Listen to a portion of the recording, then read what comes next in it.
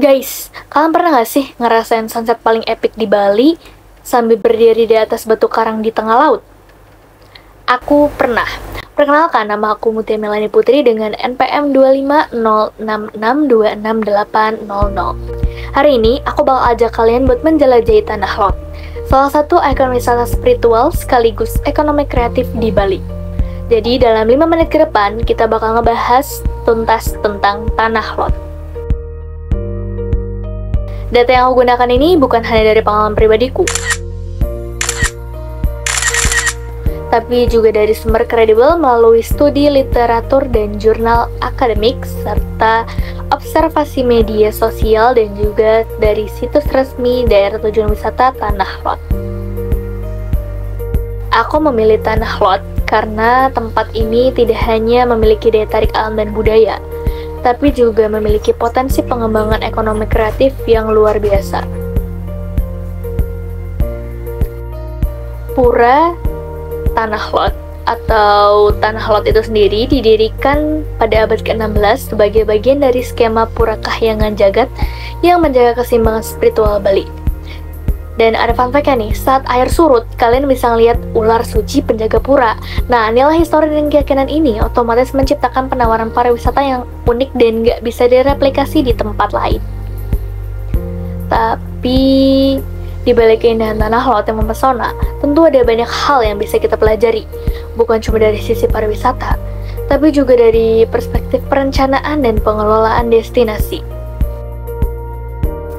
Nah, untuk benar-benar memahami kekuatan dan tantangan yang dimiliki di tempat ini, yuk kita bahas lewat kerangka analisis SWOT. Kita akan mulai dari kekuatan ataupun strength. Kekuatan pertama itu ada high brand equity. Tanah Lot itu nggak perlu diragukan lagi. Destinasi ini tuh sudah menjadi top of mind ketika kita bicara soal Bali. Nah, hal ini tentu saja memudahkan promosi dan juga mengurangi biaya pemasaran, yang merupakan aspek penting dalam dampak ekonomi pariwisata. Dan yang kedua, ada kekuatan dari sisi natural supply. Nah, fenomena pura yang berdiri kokoh di tengah laut dengan latar belakang matahari terbenam adalah daya tarik alami yang sangat menakjubkan.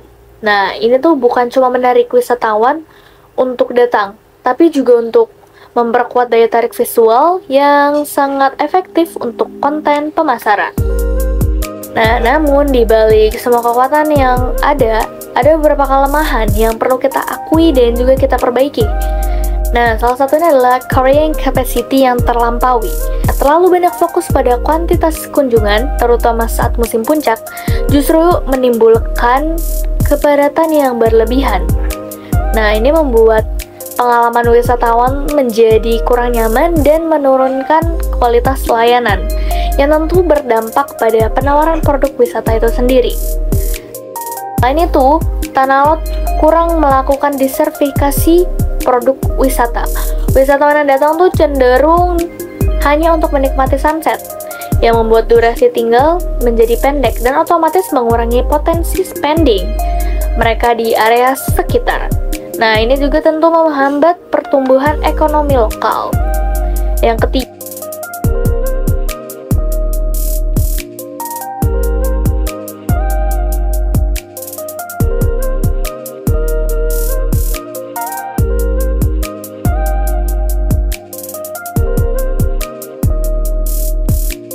kita ada peluang atau opportunities. Nah, jangan berkecil hati dulu, karena ada banyak peluang yang bisa kita manfaatkan untuk mengembangkan Tanah Lot agar lebih bagus, lebih baik ke depannya.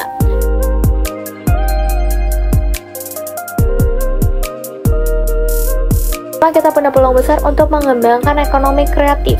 Kita bisa mendorong subsektor seperti kerajinan tangan, kuliner, dan juga fashion lokal untuk berkembang. Dan tentunya ini akan meningkatkan nilai tambah ekonomi bagi masyarakat sekitar. Ada juga sejumlah ancaman yang harus kita waspadai supaya pengembangan Tanah Lot tidak terganggu. Yang pertama ada bencana alam dan juga perubahan iklim. Ini tuh merupakan ancaman nyata. Erosi tebing dan juga terumbu karang dan kenaikan permukaan air laut itu berpotensi merusak struktur pura dan juga lingkungan di sekitarnya. Dan yang kedua ada risiko cultural commodification.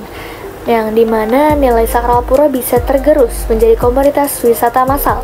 Nah, ini bertentangan sekali dengan kebijakan industri kreatif yang menekankan pada pelestarian kearifan lokal dan juga keberlanjutan budaya. Setelah kita mengulas kekuatan, kelemahan, peluang, dan juga ancaman, sekarang saatnya kita membahas solusi kreatif yang bisa diimplementasikan untuk mengatasi tantangan sekaligus memaksimalkan potensi yang ada. Jadi solusi pertama yang saya tawarkan adalah mengembangkan konsep Trihita Karana dan Creative Hub yang menekankan harmoni antara manusia, alam, dan juga Tuhan.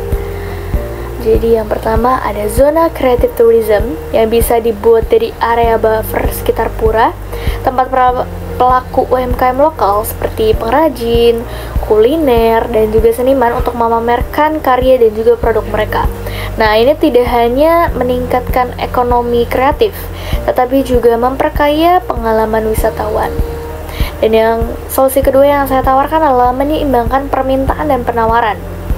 Jadi saat momen golden hour atau sunset yang sangat diminati, pembatasan pengunjung perlu diterapkan. Jadi dengan menawarkan paket wisata premium, berfokus pada pengalaman spiritual dan juga budaya yang eksklusif, kualitas wisatawan yang pendapatannya bisa meningkat mendukung para wisata berkelanjutan dengan pendekatan quality over quantity.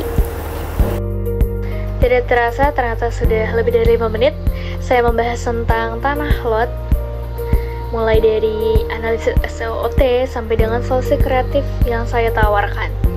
Sekian dari saya, kurang lebihnya mohon maaf. Wassalamualaikum warahmatullahi wabarakatuh.